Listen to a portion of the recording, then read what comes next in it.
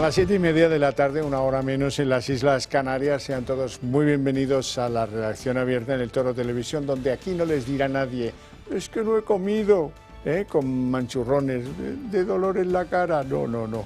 Aquí estamos contentos y aquí estamos capeando el temporal, porque yo todos los que me encuentro en la calle me dicen, pero ¿qué hay que hacer para echar a este tío? ¿Qué hay que hacer para echar a este tío? Esa es la canción del verano. Bueno, ya encontraremos alguna solución, que no hay mal que 100 años dure. Aquí estamos dispuestos, contentos. Si hemos comido o no, da igual, porque estamos convencidos de que nuestro trabajo redunda en un bien colectivo para la sociedad española. ¿Por qué? Porque hacemos esto con un compromiso, claro, la valentía y el rigor, y en un ambiente general de libertades, y preocupándonos por su salud. Porque hoy ya me acompaña aquí don Adolfo Albistur. Muy buenas tardes. Muy buenas tardes, Proyecto Javier. Protege tu Vida, dispuesto a hablar de que medirse la glucosa en sangre no es ni sucio, ni engorroso, ni produce más trastorno que el hacerse con este aparato. Sí, y si no comes, pues te va a dar la glucosa baja, está clarísimo. Esa sí que puede ocurrir. Bueno, pues mira, hay dos motivos por los cuales es este glucómetro, digamos, que tiene grandes ventajas y que realmente debe ser utilizado y no utilizar otros. Uno de ellos, evidentemente, es el dolor, la incomodidad, cómo día tras día tus dedos van cada vez sintiéndose peor, se encallecen, etc. Esa es una parte importante, muy importante, no hay que quitarle. Pero la otra parte es también ese control que debemos de llevar, pues bastante meticuloso o por lo menos bien controlado. Cuando un endocrino dice qué es lo que mejor, cómo hay que controlar la glucosa, hay dos parámetros. Uno es qué glucosa tienes, es decir, la glucosa, los niveles de glucosa tienen que estar 80 a 120, si están 130 a 140 ya es una prediabetes, etcétera. Esos niveles, y luego también el estar en rango. En rango significa qué tiempo, qué porcentaje de tiempo tú estás en esos rangos. Porque si tú estás en rangos superiores durante bastante tiempo, eso te va a dañar, aunque luego seas capaz de bajarlo. Por eso, poderlo medir varias veces al día, sobre todo conociendo ya tu cuerpo, conociendo que cuando comes arroz sube, que tienes que hacerte un paseíto, o que el médico vea esa medicación que te está poniendo, cómo adaptarla a tu día, pues es básico. Y este glucómetro, que tan solo es hacer esto con una aplicación y medir, pues lo podemos hacer varias veces. Pues lo hago por la mañana, lo hago media hora antes de comer, 2 horas después de comer, queda todo registrado en la aplicación, que es muy sencilla, y se puede ver cómo vas teniendo tus picos y si realmente estás en rango durante bastante tiempo. Entonces, por eso, no solamente es por el pinchazo, sino también es por las veces que yo necesito controlar mi glucosa, que al final no deja de ser una gráfica que vas a tener de cómo va tu glucosa durante tus días, tu día y tus días. Para aquellos que están pensando, sí, pero lo de la lanceta seguro que era más científico que lo de una cromatografía pues moderna, tal. Pues no, se equivocan. No, porque hay pruebas que claro, demuestran. a ver, si tú te haces una analítica, es lo más, ¿no? Lo mejor. Luego, pero no te vas a estar haciendo analíticas todos los días. Te las haces cada 6 meses, claro, por ejemplo, ¿no? Si te pinchas, es sangre, pero cuando estamos hablando que hay un 97%, es que ya de tener, no sé qué decirte, Xavier, de tener 210 o 211 da lo mismo. Estás en 200 por arriba, tienes que bajarlo. Y lo que estás evitando es estarte pinchando, están teniendo ese dolor, que además no lo vas a hacer las suficientes veces. Con lo cual, lo mires por donde lo mires, tener un glucómetro sin pinchazos como el de Protege tu Vida es el que va a hacer que realmente nuestro control de glucosa sea adecuado y que no tengamos problemas de salud, que son muchos. Y permite cierta pedagogía, porque yo si me pongo a caminar, pues miro antes, miro después y veo qué efectos tiene eso sobre mi glucosa en sangre, que antes pues era un poco engorroso. Sí, dicen los diabetólogos y los endocrinos que no hay mejor insulina que el hacer deporte, ¿no? Es una manera de bajarlo porque lo que estás haciendo es quemando ese azúcar y va muy bien, pero claro, controlándolo, sabiendo exactamente cómo tienes que hacerlo. Por lo tanto, yo creo que es una enfermedad que se puede decir que es muy grave desde el punto de vista porque daña muchos órganos, pero bien controlada no es ni enfermedad, porque los órganos ni lo sienten, pero hay que controlarla. Ventajas para los telespectadores. Pues bueno, por un lado os vamos a dar el servicio de telemedicina. Es un servicio que tú desde casa puedes llamar a un médico, por videollamada inclusive, para que te vea y puedas explicarle lo que tienes y que él te cuente. Si hay que ir al centro de salud se va, si hay que ir al hospital se va, pero muchas veces no es necesario porque son dudas que son bastante fáciles de resolver. Y luego, por otro lado, libre historia de nuestros médicos, para vosotros, de este programa por lo menos con tanto cariño hacemos aquí en la casa. 900-730-101 y digamos adiós a esos pinchazos, a ese dolor cuando nos medimos la glucosa. Programa que hacéis con mucho éxito en esta casa, ya lo digo yo porque es un hombre pues modesto, digamos, ¿no? Muchas gracias, muchas gracias. Muchas gracias, Adolfo. Gracias por estar aquí, gracias por traernos noticias de asuntos que mediante la tecnología y sus aportaciones nos simplifican la vida y nos mejoran la salud, que no es poca cosa. Lo que yo tengo que contar ahora no va a mejorar su salud, si acaso le va a subir la tensión arterial. Bien, hoy en Canadá se celebra la cumbre del G7, en un sitio idílico, unas montañas preciosas al norte de Canadá, tal. Bueno, ahí han llegado todos y de repente Donald Trump ha dicho, no, yo lo siento mucho, pero no me voy a quedar hasta el final, me tengo que ir. Anda, qué sorpresa, ¿y esto por qué? Y han empezado a hacer cábalas. El primero que ha hecho cábalas, le ha encantado darle un sopapo a Donald Trump, ha sido Emmanuel Macron. No, se va por una propuesta de paz, seguro que... Nah, no se ha ido por eso y así lo ha dicho Trump. Vamos a escuchar primero cuando ha comunicado que no se iba a quedar hasta el final de la reunión del G7 porque tenía asuntos urgentes. Tengo que irme. Es muy importante. Quiero dar las gracias a nuestro fantástico anfitrión. Has hecho un trabajo fantástico en Canadá, pero probablemente veáis lo que veo yo. Tengo que volver tan pronto como pueda. Cenaré con estos maravillosos líderes y volveré. Bueno, y luego lo ha explicado en una especie de... es un tuit, pero en su red que se llama Truth.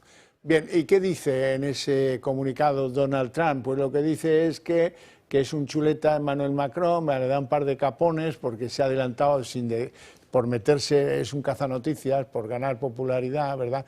Pero que no tiene ni idea de por qué estoy volviendo a Washington. Pero desde luego no tiene nada que ver con lo del alto el fuego, es mucho más importante que eso. Bueno, en fin, bien, se ha vengado, pero bien, de lo lindo del presidente de la República Francesa. Pero es que resulta que es evidente, por movimientos que están haciendo los norteamericanos, están enviando barcos y aviones tanto al Índico como a Europa, parece evidente que va a pasar algo con Irán. Trump nos tiene dicho que no quiere que desaparezca el número uno de Irán, Jamenei, pero no ha dicho nada sobre la base de nuevos ataques y siguen cruzando los aires de esa región de Oriente Próximo, pues los misiles, los cohetes, en fin, toda la parafernalia militar. El desplazamiento de tropas de Estados Unidos al Índico y a Europa, pues parece ser el preludio de un ataque de Israel más contundente y con más apoyo de Estados Unidos. Eso es la impresión que uno tiene. Bien, y hoy además que el gran peligro de todo esto es que las hostilidades tiene lugar a un lado y al otro, con un país, Israel, a un lado y el otro, Irán, al otro del estrecho de Hormuz, que es el punto neurálgico por el que circula mayor cantidad de petróleo del mundo. Y lo dividen al día o si quieren por año, da igual. Hoy en ese sitio tan estratégico, el estrecho de Hormuz, pues en parte por las hostilidades y en parte por el nerviosismo de los que lo cruzan, se ha producido una colisión de dos petroleros por las interferencias que provocan en la navegación por los ataques de Israel a Irán y de Irán a Israel, da igual. Así es que peligro que estamos jugando con algo estratégico para Occidente, algo que podría cambiar y dañar bastante nuestro estado del bienestar. Y por último, antes de abandonar la cuestión internacional, tenemos que dar referencia de los 15 muertos que ha producido un ataque en muy gran escala a la capital de Ucrania, a Kiev, contra edificios como ese, edificios de viviendas, zonas, digamos que en cierto punto no estratégicas. Han caído una oleada de drones y de misiles tremendos sobre 27 puntos diferentes de la zona de Ucrania. Como les dije, 15 muertos, 124 heridos y la cosa sigue, han caído misiles en instituciones educativas, en colegios, en edificios de viviendas y, como les digo, siguen, fíjense, 440 drones, 320 misiles. Bueno, qué locura. Bueno, yo les decía antes que hasta aquí lo que yo les tengo que contar de internacional, pero en realidad no es del todo exacto, porque tengo yo mucho interés en saber de esas amenazas de Víctor de Aldama, el comisionista de las tramas del PSOE, que dice que tiene pillado cómo blanqueaba Zapatero dinero de PDVSA y cómo se llevaba dinerito crudo, pagos millonarios de Venezuela a Zapatero. El blanqueo o a lo mejor pues las comisiones, quién sabe. Quiero hablar de todo eso con doña Teresa Gómez, que ya me acompaña aquí, que es firmante o cofirmante, mejor dicho, de esa información y de otras que han continuado saliendo. Muy buenas tardes, Teresa, y gracias por atendernos.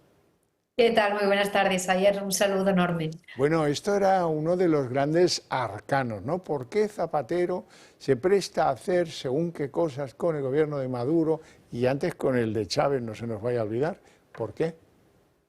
Es que, a ver, a nosotras lo que nos dicen, a Ketty Garat y a mí lo que nos cuentan es que en este entramado el ideólogo no es ni muchísimo menos Ábalos, ni Koldo García, ni Santo Cerdán, como bien podemos imaginarnos. Tampoco es Pedro Sánchez. A nosotros nos describen un organigrama que es el siguiente. El ideólogo es José Luis Rodríguez Zapatero, Pedro Sánchez es su marioneta política. O sea, Zapatero sigue gobernando en la sombra actualmente. Sánchez es una marioneta política que, de hecho, nos dicen, él buscó a una persona que no tuviese muchos escrúpulos para colocarlo en ese lugar y para poder hacer determinadas cosas que quizás otro no habría sido capaz de hacer. Y Santo Cerdán es el fontanero, no de Ábalos ni de Pedro Sánchez, sino el fontanero de Zapatero. De hecho, a raíz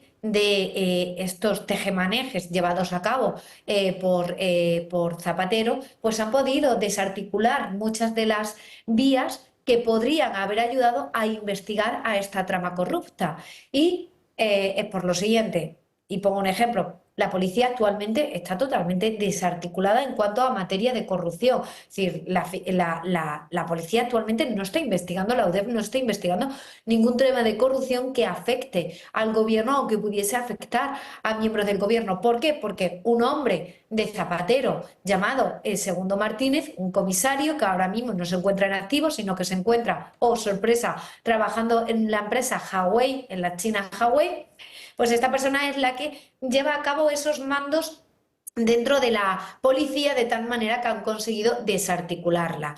Ellos lo que no contaban es que no iban a poder pues hacer lo mismo con la Guardia Civil y que la Guardia Civil sí que iba a llevar a cabo esas investigaciones y bueno, pues por otro lado tampoco pensaban que a lo mejor las investigaciones periodísticas iban a dar lugar a estas investigaciones judiciales que ahora estamos viendo, ¿no? Entonces, en todo este entramado que lo llevamos advirtiendo desde hace tiempo, el cobro de comisiones durante la pandemia no era nada. Siempre hemos dicho que realmente todo viene, la mayor parte de las comisiones vienen por el petróleo, por el combustible. Por un lado está el fraude del 21% del IVA, pero luego por otro lado está el enorme beneficio que obtienen en la compra-venta de ese combustible. ¿Y por qué es tan barato? Porque el combustible se lo traen, a nosotros nos dicen fuentes del entramado, directamente desde Venezuela.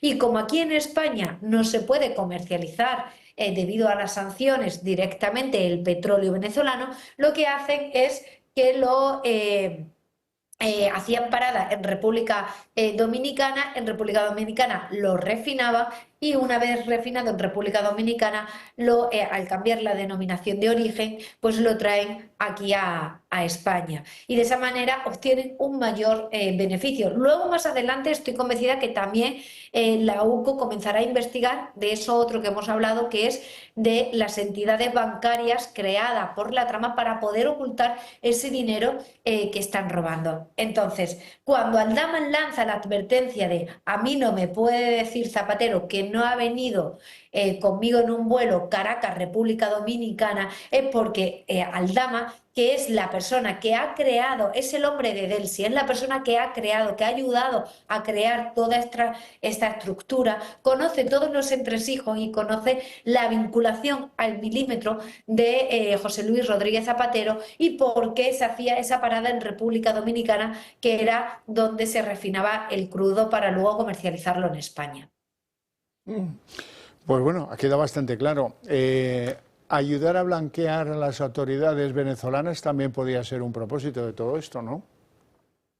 Sí, puede ser un propósito, pero sobre todo es cómo se está enriqueciendo a través de una narcodictadura chavista determinados dirigentes políticos y más allá de eso, y a mí es lo que me parece más preocupante, obviamente este entramado, creo que yo no he investigado un entramado de estas características nunca, pero este entramado, más allá de la corrupción, también está para que esto funcione era necesario quebrantar la democracia, cargarse la democracia, y iban camino de ello. Es decir, la Fiscalía ahora mismo estaba dependiendo totalmente del gobierno. La Fiscalía la hemos visto cómo ha llevado a cabo, y no digo la Fiscalía Anticorrupción, que sí que es cierto que se ha separado y no contaban con ello, ojo, desde el gobierno, pero sí que hemos visto cómo la Fiscalía General del Estado pues ha llevado a cabo una dejación de funciones porque no ha investigado y no ha iniciado de oficio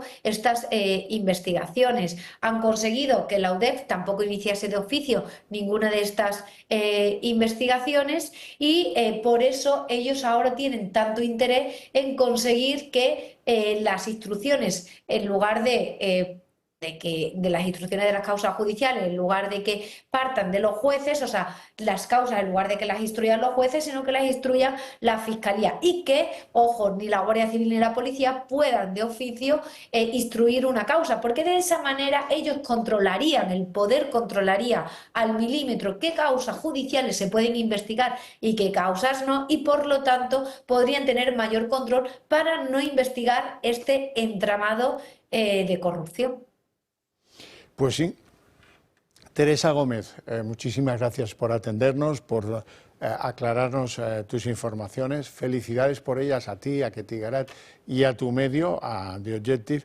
Y muchas gracias y sigue adelante y a ver qué podemos acordar. Y a ver si pone nervioso Aldama y acaba ya tira de la manta decididamente sobre este asunto. Ojalá, Xavier. Ojalá y que bien vendrá. Y si no, nosotros haremos lo mismo para que él se vea obligado a tener que tirar, porque ya estará todo investigado. Vamos a intentarlo. ¿Qué te dice a ti la gente por la calle? Te voy a decir a mí lo que me dicen. ¿Qué hay que hacer para echar a este tío? Y se refieren a Sánchez. Pues eso, a ver unos apretones más, a ver si son suficientes. Bueno, muchísimas gracias, insisto, y adelante con el tema. Muchas gracias, un beso enorme. Gracias, igualmente. Bueno, vamos a continuar porque nosotros tenemos aquí tela, pero marinera. Hoy era el día en el que la señora vicepresidenta del Gobierno y ministra de Transición Ecológica, Aguesen, explicaba el porqué del apagón. Lo ha hecho en idioma sánscrito porque no hemos entendido nada. Que si es multifactorial, que si una reacción en cadena, que si volvemos a las electricidades síncronas y no síncronas. Bueno, lo que sí hemos entendido es que le ha metido un par de bofetones a Red Eléctrica espectaculares.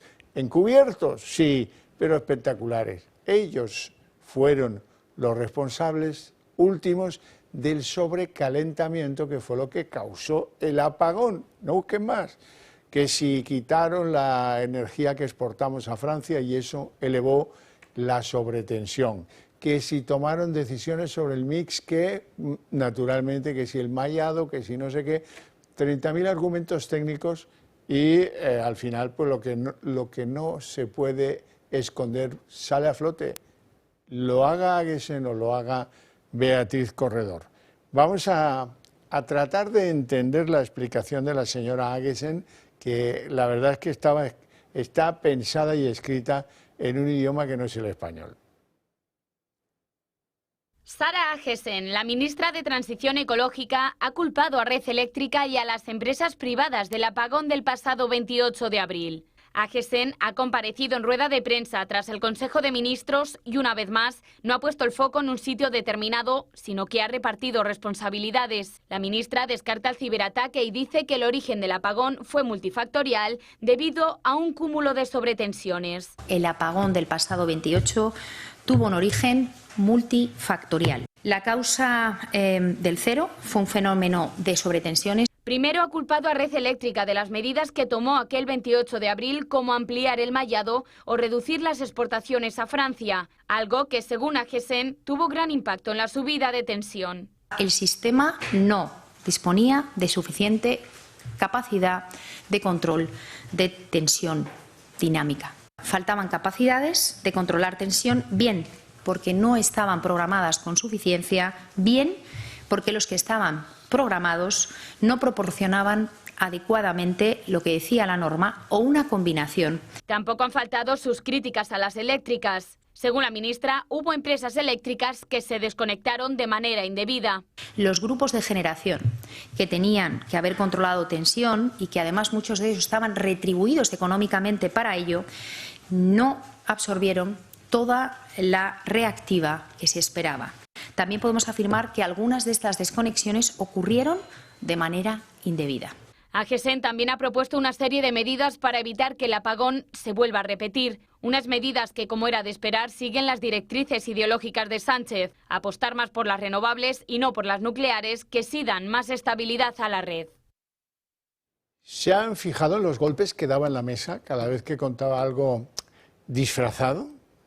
Yo sí, me he fijado bastante. Y me parece que esto es un tema que se trata con muy poco respeto, dado que aquí murieron 7 personas por el apagón, ¿eh? No se le vaya a olvidar, señora vicepresidenta Aguesen. No se enrolle, no mienta más. Y si tiene que hacer que Red Eléctrica apeche con las responsabilidades civiles, pues que lo paguen, porque lo han hecho mal. Y que se defienda a la señora Corredor. ¿Obedecía órdenes de quién? ¿De quién? ¿Por qué bajó la aportación de otras energías para favorecer la de las renovables, que es el asunto de fondo de por qué se produce la sobretensión, aunque nunca se lo contará esta señora con la claridad con la que yo lo hago? Pero bueno, es que lo denuncian hasta medios de comunicación británicos, que ya es el colmo. Bueno, otro asunto que no le va nada bien a este gobierno es un desastre, pero ya sí, pero cada vez son más y más los que los dicen. Jueces y fiscales ya dicen que van a ir a la huelga el 1 de julio si Bolaños no retira su reforma de lo que es la elección de jueces y fiscales y del sistema entero de la judicatura. Están muy en contra todas las asociaciones menos una. Y María Rubio, que es de la Asociación Francisco de Vitoria, lo explicaba de esta manera.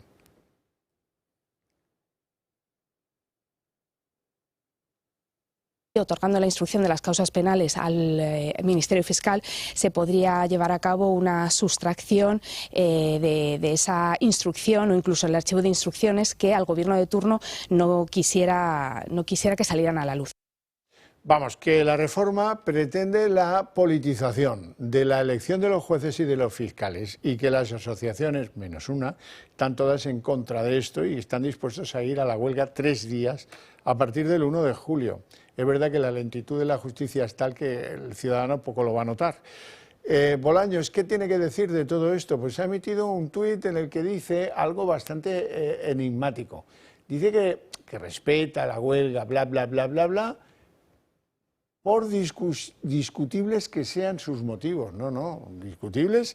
Eres tú, Bolaños, el que no has querido discutir esta reforma con ninguno de los afectados. Así es que, ¿a qué viene ahora a hablar de motivos discutibles de la huelga?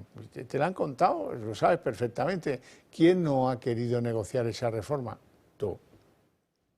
Y luego están los médicos. Uy, los médicos. tienen más tiempo para arreglar esto, la señora ministra, madre ministra y médico, Mónica García. Bueno, sí, porque los médicos se plantean hacer una huelga contra el estatuto marco que quiere establecer esta señora, pero la huelga va a tener lugar, si no lo remedian, el 10 de octubre. Así es que ahora le toca trabajar a la señora Mónica García para evitar una huelga que hace 30 años que no se produce en España, del sector sanitario, concretamente de los médicos. Tremendo. Y les tengo que hablar de la droga. ¿Por qué? Para hacerles ver, para que ustedes entiendan con toda claridad que hay que hacer cosas, porque de lo contrario se mueve mucho dinero y las organizaciones mafiosas narcotraficantes disponen de ese dinero para operaciones que parecían imposibles años atrás. Hoy os traigo un ejemplo de por qué hay que modernizarse en las condenas, en las detenciones, en los juzgados, en los fiscales y en las policías que se tienen que especializar en combatir la droga. O de lo contrario, vamos a tener un disgusto colectivo como sociedad española porque vamos a ser menos libres y porque estos tíos se van a meter debajo de nuestra epidermis si no lo han hecho ya. Nos vamos a la costa de Huelva. En la costa de Huelva, concretamente a 10 millas de la costa de Huelva, son esas imágenes que ven, han interceptado unas lanchas que llevaban 3.250 litros de gasolina. ¿Para qué? Pues para abastecer, antes de llegar a la costa, a las nodrizas que traen la droga y que están dispuestas a dejarla en nuestro país, en la superficie, en este caso, de Huelva. Hay 2 detenidos, 2 de los que conducían estas lanchas de suministro de gasolina, pero esto, se pueden preguntar, ¿pero esto qué es? ¿Pero qué infraestructuras? ¿Cuánto dinero tienen estos de la droga que son capaces de diseñar operaciones como esta? Hoy precisamente Pepa Millán, que es la portavoz de Vox, esbozaba una propuesta del grupo de Santiago Abascal para evitar precisamente esto. Una proposición de ley para reformar el Código Penal y tipificar como delito el petaqueo, la actividad que ejercen los criminales que almacenan y transportan grandes cantidades de gasolina para abastecer a las lanchas del narcotráfico. Lo hacemos en un momento en el que el crimen organizado vinculado al narcotráfico está en aumento. España ya es el 5º país con mayor criminalidad organizada en Europa. Es la cruda realidad que viven nuestros agentes en el campo de Gibraltar, en el resto de la provincia de Cádiz, Huelva, Sevilla, Málaga o Almería, convertidas en autopistas marítimas para el narcotráfico internacional. Hoy hemos puesto periscopio en la provincia de Huelva. Bueno, pues sepan ustedes que en Isla Cristina, que forma parte de la provincia de Huelva, como muchos saben, ha caído un clan familiar. 15 detenidos, algunos de ellos menores. ¿Por qué? Pues se lo pueden imaginar. Se dedicaban al menudeo y pues han levantado ahí algunos diferentes tipos de droga, dinero en efectivo, bueno, pues lo que suele encontrar la Guardia Civil cuando desmantela uno de estos tinglados, ¿no? Se han puesto a contar y han visto pues que nada, que ahí tenían un negocio espectacular, ¿verdad? Bueno, y vamos a iniciar un recorrido por algunas comunidades españolas porque pues, hay noticias que merecen que nos fijemos en ellas. Por ejemplo, empezamos con la Comunidad Valenciana, porque la alcaldesa de Valencia, María José Català, del Partido Popular, se ha autodescartado como posible sucesora de Carlos Mazón al frente de la Generalitat Valenciana. Dice que ella piensa seguir como alcaldesa de la ciudad de Valencia. ¿Qué probabilidad exista de que asuma un reto político distinto a la alcaldía de Valencia en lo que resta de legislatura? Sé que le han preguntado mucho, que está aquí el presidente, pero... Probabilidades, ninguna. De dejar de ser alcaldesa, vamos, sí, a menos de querer volver a optar a ser alcaldesa de Valencia, por supuesto. Si los valencianos quieren, porque yo sí que creo que aquí estamos cuando nos votan.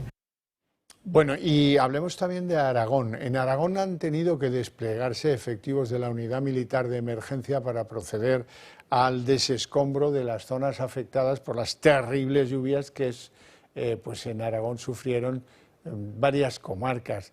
En concreto estamos viendo imágenes de Azuara, que fue uno de los municipios más afectados por esas inundaciones. Ayer estuvo Jorge Azcón, el presidente de Aragón, ahí. Por cierto, que también fue abucheado. Y una de las cosas que decía Azcón, que es muy relevante, es sus críticas a la AEMET, al Centro Público del Gobierno que predice la meteorología, porque no hubo suficientes avisos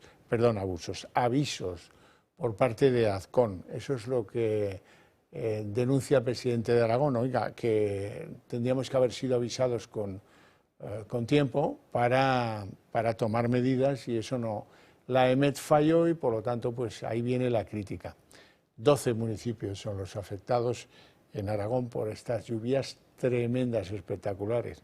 Y ahora pues ahí está la UME tratando de resolver lo que se produjo por culpa de la naturaleza, como siempre.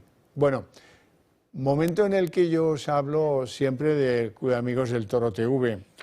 ¿Por qué? Porque si no os habéis hecho socios todavía del Club de Amigos, es el momento para hacerlo. Si defendéis como nosotros la libertad, los valores y la verdad, frente a lo que es el pensamiento único de las telepedros, pues tendríais que estar apoyándonos, porque esta es una lucha muy desigual y hay que pasar a la acción.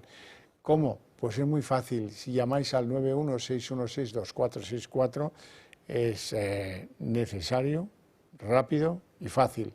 Se puede resolver en apenas 5 minutos.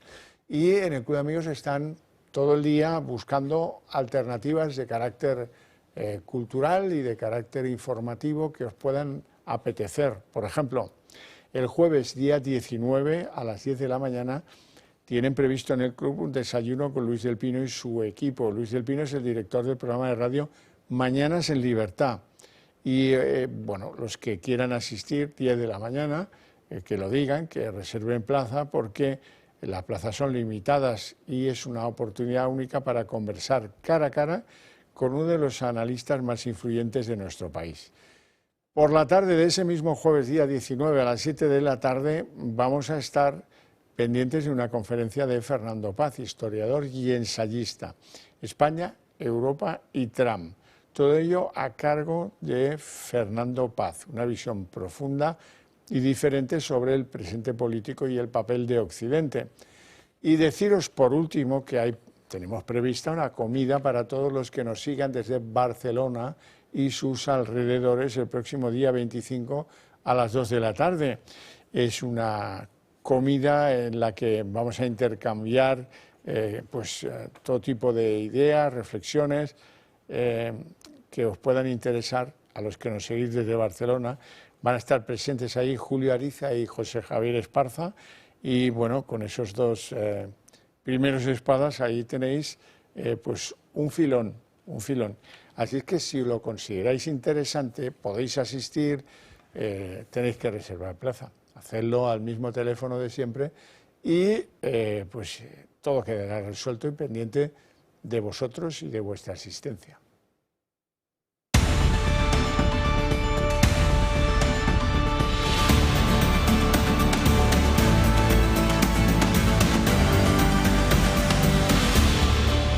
Las 8 y 7 minutos, abrimos aquí nuestra mesa de análisis político con don Nicolai Jordanov, diputado del PP en la Asamblea de Madrid. Buenas tardes. Muy buenas tardes, un auténtico placer estar. Usted? Sí, hoy sí he comido, un poquito antes de las 5, pero he comido, así que vengo bien. Muy bien. Por si le preocupaba a los españoles, porque yo creo que es su principal preocupación, si había comido o no. Don Alberto Pérez. Yo he comido. Vicepresidente de Acción Liberal, ¿no? ¿Ha comido? He comido a las 5 más o menos. Bien, ¿o le ha hecho y he dormido calor? También, hoy he dormido bien. Calor en Moncloa? Un poquito de aire acondicionado. Yo vivo muy alto y me da el sol justo encima de mí. Alto y no sé, sin eso no sobrevive, ya lo entiendo ya. Bueno, hoy empezamos con la carta que ha hecho Pedro, donde hay confianza ya se sabe, da asco, a los militantes del PSOE, en la que les dice que, oye, nos están haciendo una operación de demolición moral. La demolición moral nos la estás haciendo tú y tu partido y tu gobierno a los españoles. Majete. Alberto. Correcto. Bueno, es un maquillaje también, porque mientras que habla, y en este caso se autodenomina como el aladiz contra la corrupción, porque además ha separado a Ábalos, ha separado a Cerdán, que son los corruptos, pues no se habla de su hermano y de su mujer. Oye. O de su cuñado, que también está... O de su cuñado, que también está pringado. Pero a mí me ha llamado, y he apuntado me ha llamado la atención una frase de esa carta que dice: si la derecha se borra del debate sereno de la corrupción, como seguramente hará, es porque su prioridad es otra. Si la derecha se borra del debate sereno de la corrupción. Un tipo que ha llegado al gobierno de España a través de una moción de censura cuando al Partido Popular le condenaron como partícipe a título lucrativo. Es decir, ninguna causa penal, no fue condenado penalmente por financiación ilegal ni nada de esto, sino porque hubo unos corruptos que beneficiaron al partido, en este caso, y tuvieron que pagar 245.000 o 265.000 euros. Ese señor que montó una moción de censura para echar al Partido Popular del gobierno, ahora pide un debate sereno de la corrupción, cuando está manchado hasta los calcetines el señor de corrupción. Yo creo que estaría mejor decir que pide un debate con la UCO. Es lo que le falta. Que esto es con mucha calma, mucha serenidad. Nicolai. Ha dicho maquillaje, no sé si te referías al maquillaje que se pone para parecer más triste o te refieres directamente al maquillaje o lo que está intentando hacer. Anuncios y memes de una nueva funeraria. Pedro Sánchez, exactamente, o sea que aquí el maquillaje se puede tener de diferentes maneras.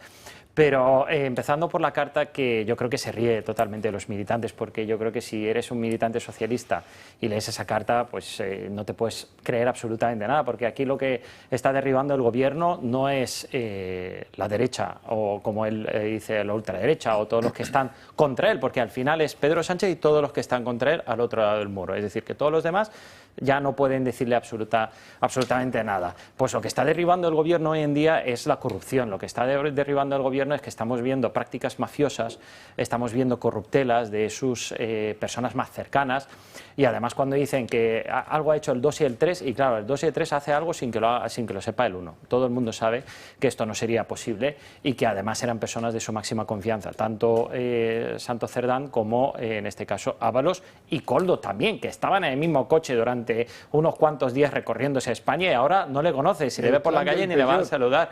Exactamente. Y además también me parece muy interesante esa forma en la que enfoca el tema de la corrupción, que es del gobierno de Pedro Sánchez, haciéndolo desde Ferraz, como intentando desligar el tema del gobierno y partido. Pero vamos a ver, ¿quién está dando contratos y mordidas de obra pública? Tiene que ser el gobierno, es decir, que no tiene absolutamente, aunque sí, que los que están enfrente del gobierno son los corruptos, presuntamente corruptos del PSOE, los que ordenan al gobierno son los de Ferraz. Exactamente, pero que en el fondo, y por eso está haciendo esa imagen de salir en Ferraz, ahora ya no sale como con Begoña en Moncloa ahí con el fondo, tal, triste también y maquillado seguramente, ahora lo intenta desligar, pero que no, hay que tener claro que todos estos contratos vienen del gobierno, que empezaron en Navarra, luego se trasladaron al gobierno de España, y toda esta corruptela que estamos conociendo y nos queda por conocer, Xavier, porque yo estoy seguro que todavía nos queda muchísimo por conocer. Este año, julio y agosto, lo vamos a tener bastante intenso, ¿no? Vamos a no tomarnos ni vacaciones con toda la información que va a ir surgiendo, y esta es la situación que tenemos un gobierno que está manchado de la corrupción, y Pedro Sánchez intenta desligarlo con 2 o 3 personas. Esto no funciona así, y nadie se lo cree, y nadie le cree, ni sus socios, cada vez menos,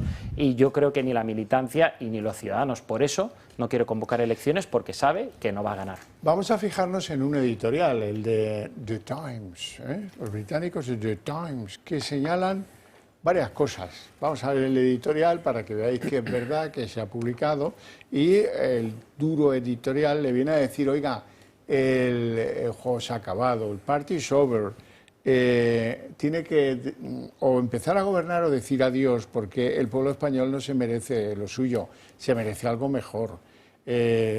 Bueno, le pone de chupa de Domine, que su gobierno está destartalado, que hay innumerables referencias a la familia del presidente como pues escándalos de corrupción.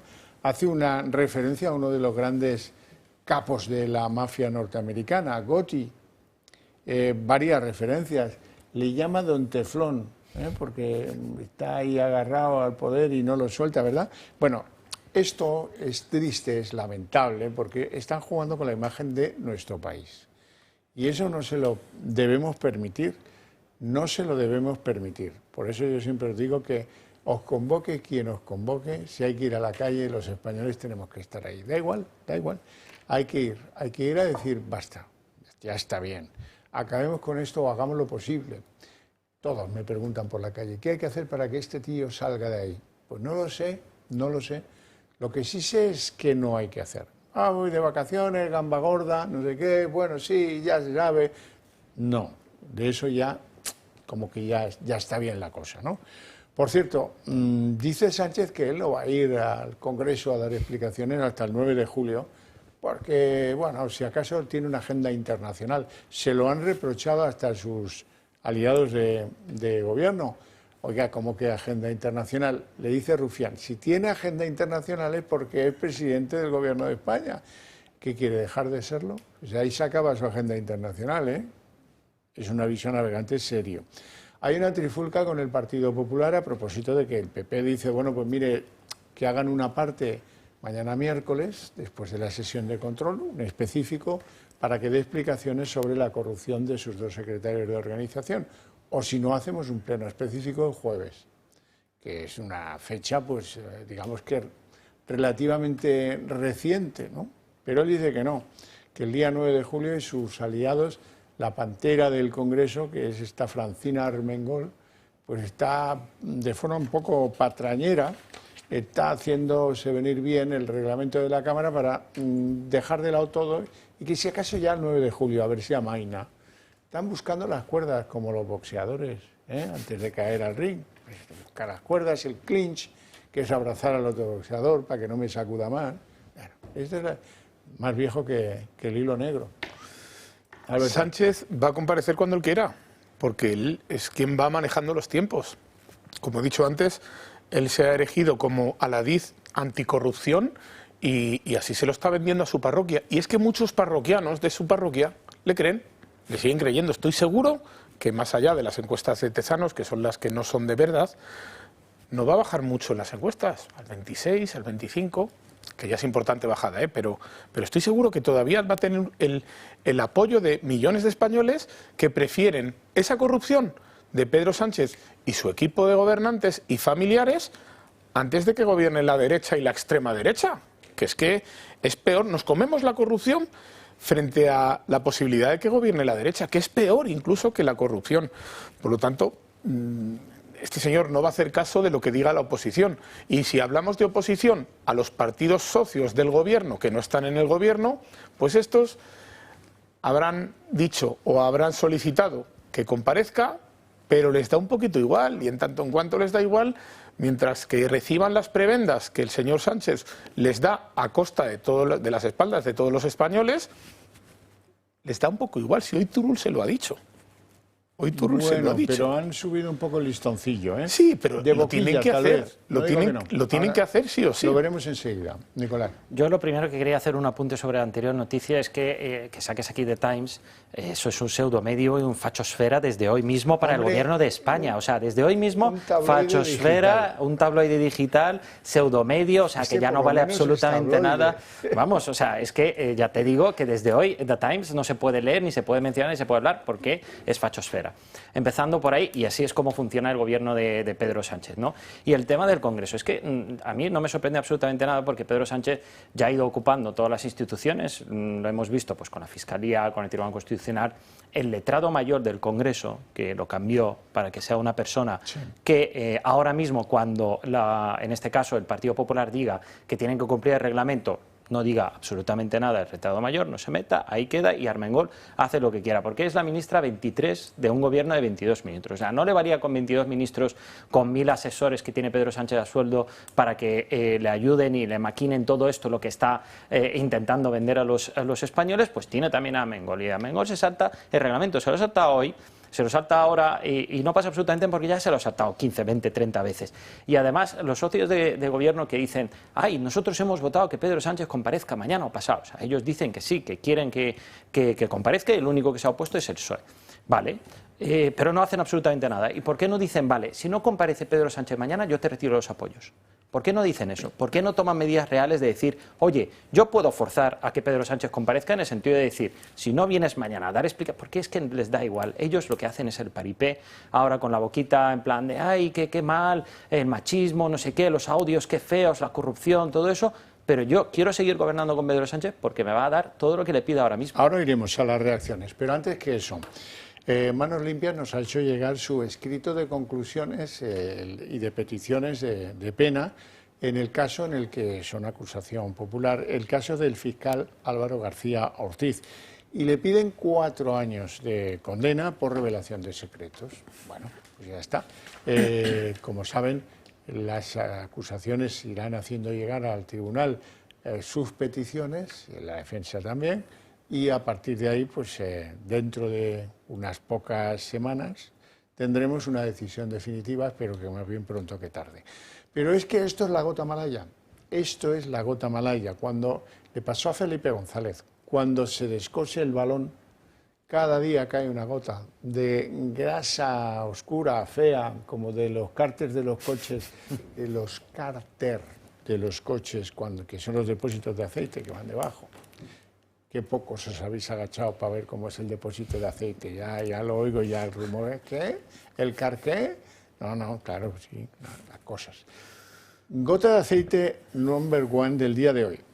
El número 3 de Montero, que era presidente del Tribunal Económico Central, ha dimitido. ¿Y cuándo lo ha hecho? El caballero ha dimitido después de que se publicase que había cobrado 100.000 pavos en sobres, billete arrugado, siempre, casi siempre es billete arrugado, porque un empresario le tenía a sueldo para que produjera sentencias a su favor que le eximieran del pago de multas de Hacienda. Multas gordas debían ser, porque para pagar 100.000 pavos al presidente del Tribunal Económico. Bueno, esto se ha puesto como una pantera Marisú, ya saben, la que aplaude así, se ha puesto como una pantera.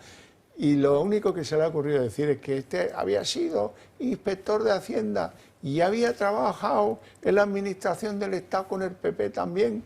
O sea que ya con eso ha quedado satisfecha. No ha sabido explicarnos por qué le mantenía allí, por qué lo defendió, porque con eso también es de los que dijo que ponía las manos al fuego. ¿Cómo deben estar las manos de esta mujer?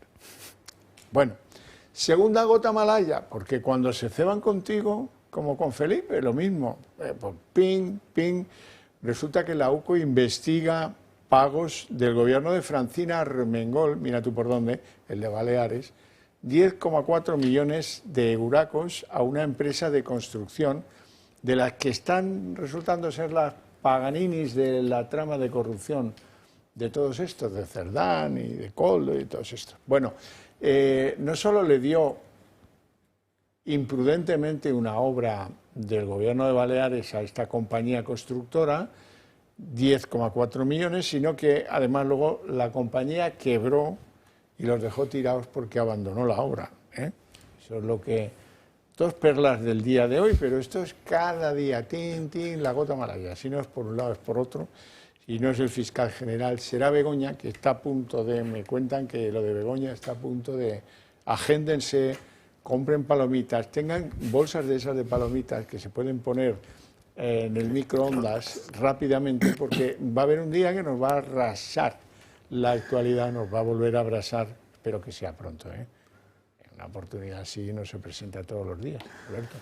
Bueno, están todos pringados, todos pringados. Yo me pregunto si existe un solo gobernante del Partido Socialista y de su entorno que no tenga algo que ver, porque al final, efectivamente, como decía Xavier, es la gota malaya, que va cayendo día a día. Pero es que además cuando defienden a alguien y le toman como alguien honrado, ese cae. Ese tiene algo detrás. El primero, este señor. El primero en el Ministerio de Montero. Pam, efectivamente. Ese cae seguro. La empresa ya ha dimitido. Levantina, no, digo que cae, que le pillan. La cuestión es cuánto se ha llevado sin que le pillen, porque esto es lo que le han pillado. ¿Cuánto se ha llevado sin que le pillen?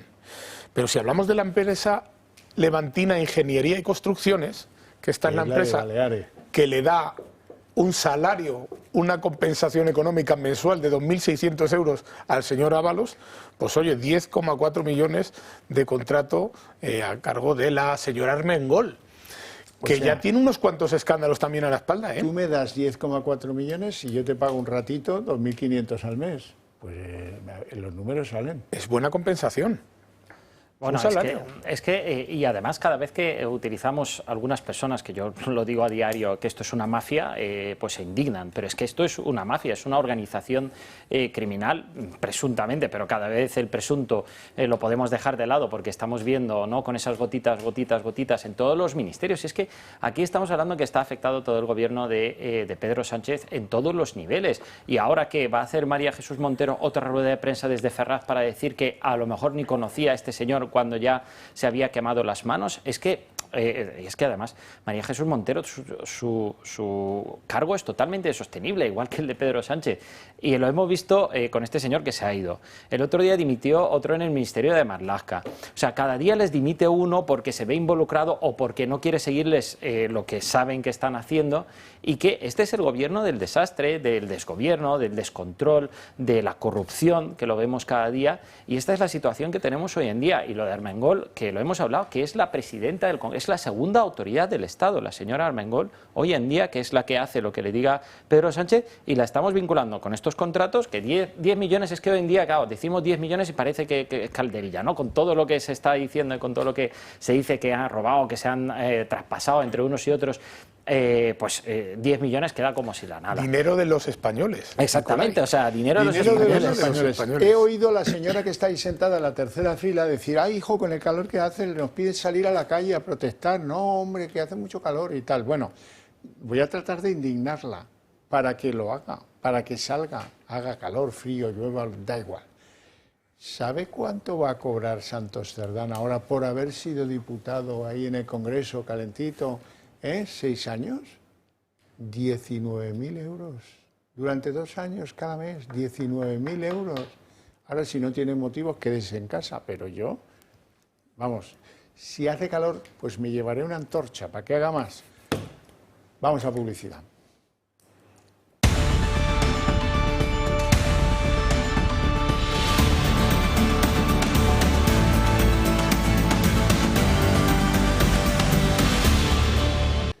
No le han dado, ninguno de ellos, apoyo incondicional y leal desde el minuto cero. Ni siquiera Yolanda Díaz, que le ha dicho que las explicaciones han sido pobres y que debieran mejorarse.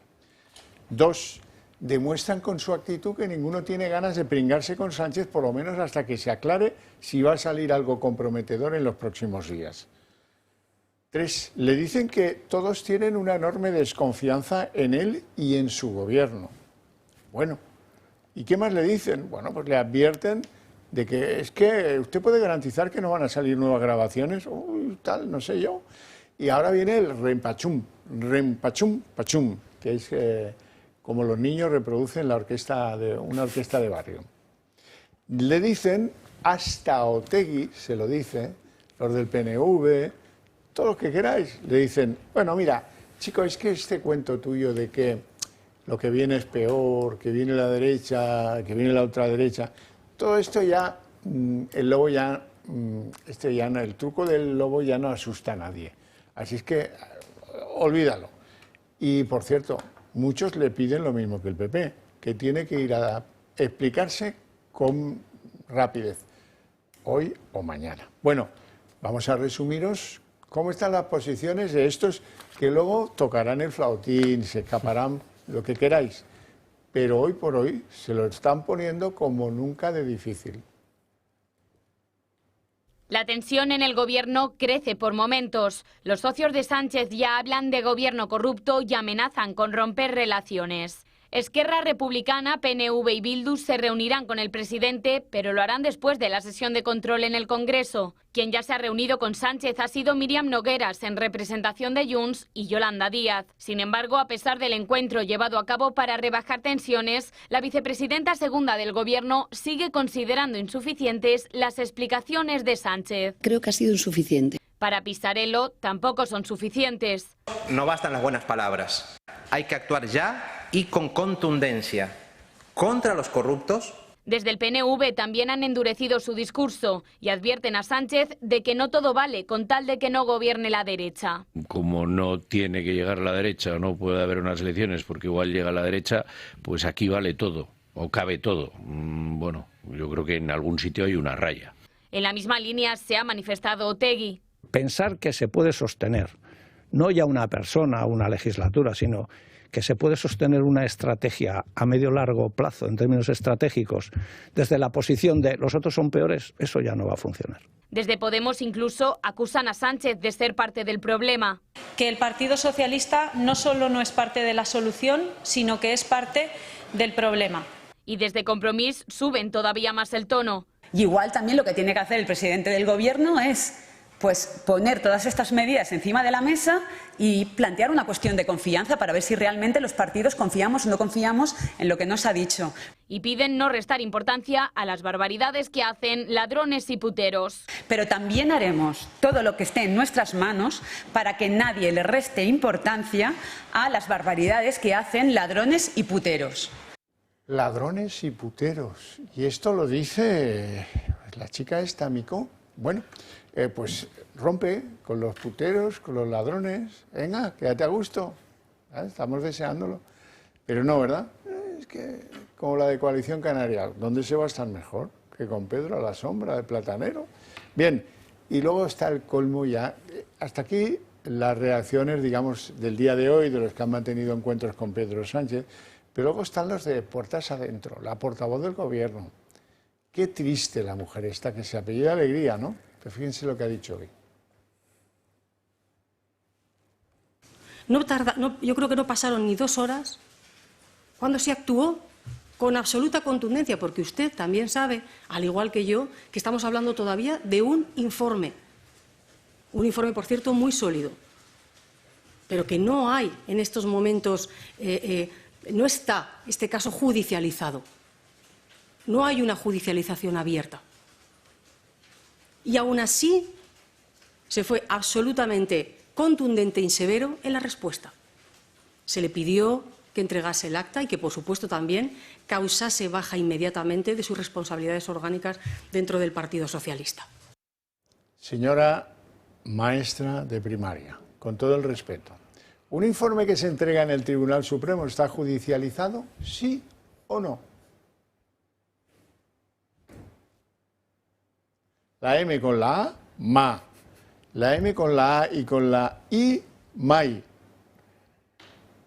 Desde luego, vaya clase política que tenemos en este país. Si es un milagro, bueno, vivimos porque Dios no pasa lista. Si pasara lista de países nos borraban. Pero ya, Nicolai. Pero, Xavier, o sea, esta señora acaba de decir, la señora Alegría acaba de decir que ni 2 horas para tomar medidas. ¿Cuántos días llevamos de noticias sobre Cerdán, sobre Ábalos y sobre Koldo? Es decir, que estas noticias ya se iban poco a poco conociendo. Vale, pues no había salido el informe de la UCO, que quien encarga un informe de la policía. Entiendo que el juez tendrá algo que ver, que está investigando esta situación, que le da permisos para que puedan investigar. O sea, todo esto obviamente está judicializado y tiene que llevar a un proceso judicial. Por el primer tribunal del país. Exactamente, o sea que esta señora pues ahí ya ha metido la pata. Hoy también ha dicho otra cosa muy curiosa que me parece interesante resaltar en este caso, que le han preguntado si ella cree que va a haber más casos de corrupción o que pueden salir más casos de corrupción. ¿Y qué es lo que respondió? Que no lo sabe. Que no sabe si en su gobierno hay más casos de corrupción. Pero si acabas de decir que Pedro Sánchez es el que más actúa contra la corrupción, que es el más transparente del mundo mundial, que sale a comparecer bien maquillado 2 horas después de todo lo que se ha conocido, no sabes si en tu gobierno, hoy por hoy, si hay algún otro ministerio que hoy por hoy puede haberse salpicado, que lo estamos viendo cada día. Sobre Ángel Víctor Exactamente, Torres, que es otro ministro que no hemos mencionado antes, que es otro ministro que también está implicado en esta situación. Y esta es la situación del Gobierno de España, que no sabe si va a tener más casos de corrupción hoy en día. Y esto lo sale a decir una señora en el Consejo de Ministros, delante de todos los españoles, y que ahí queda, ¿no? Bueno, pues si hay más casos de corrupción, pues ya veremos qué hacemos. Pero es que esta es la realidad, es que esto es exactamente sobre la marcha. Pero aquí no pasa nada, ¿no? Salimos en Ferraz, decimos, oye, militantes, que aquí estamos nosotros, y luego sale la oposición, no, los socios del gobierno de Pedro Sánchez a decirle, bueno, qué feo lo de los puteros, la droga, todo esto es muy feo, pero ¿qué hay? Me quedo yo, que te voy a seguir apoyando, que vas a comparecer el día 9 de julio cuando te dé la gana, Yolanda Díez indignada, pero no me bajo del coche oficial, no me quito el sueldo, tampoco me bajo del Consejo de Ministros, porque al final tú formas parte del gobierno que estás criticando, señora, dase cuenta de que me arregla. Yo te digo, me parece surrealista que salga una ministra a decir que no se fía de su propio gobierno. Me interesa mucho que esto quede claro. Quedan 4 informes de la UCO, 4. Diferentes causas, diferentes asuntos. Pero, oye, es que los audios siguen saliendo. No se ha terminado ya y tal y cual, no. Es que hoy nos hemos enterado, además de algunos audios, de que la UCO intervino 30.000 archivos a Koldo. Unos son fotos, otros son audios, otros son documentos, otros lo que queráis. Incluso recuperó algunos que él había querido destruir. ¿Ah? Es que Koldo, hay algunos que saben más que tú. ¿Ah? ¿Y ahora qué? Pues ahora pues aparece que Cerdán era el que negociaba la entrega de la alcaldía de Pamplona a Bildu, porque resulta que le han pillado con el carromato del helado, que estaba en una página de comunicaciones encriptadas que ha resultado ser otro camelo, porque a los de la UCO les ha costado 10 minutos. Qué pena todo, ¿eh? Qué pena todo. Pero bueno, es bueno que sepáis que hay 4 informes más pendientes de llegar a los diferentes juzgados y desde luego que siguen los audios de la corrupción conmocionándonos. Koldo García aseguró que Santos Cerdán cumplía órdenes de Pedro Sánchez. Es verdad que hace lo que le manda Pedro, punto.